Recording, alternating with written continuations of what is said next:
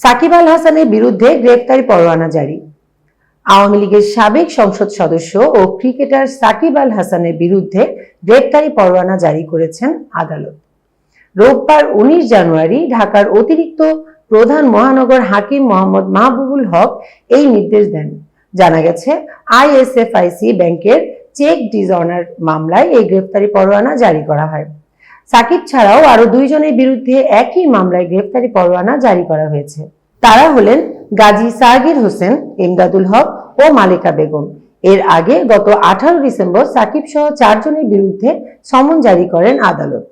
ওই সময় Dhaka chief metropolitan magistrate CMM আদালতের মেট্রোপলিটন ম্যাজিস্ট্রেট মোহাম্মদ মাহবুবুল হকের আদালত এ আদেশ দেন। মামলার নথি থেকে জানা যায়, সাকিব সহ 4 আসামির বিরুদ্ধে 4,14,57,000 টাকার চেক ডিসঅনারের মামলাটি করা হয় 15 ডিসেম্বর।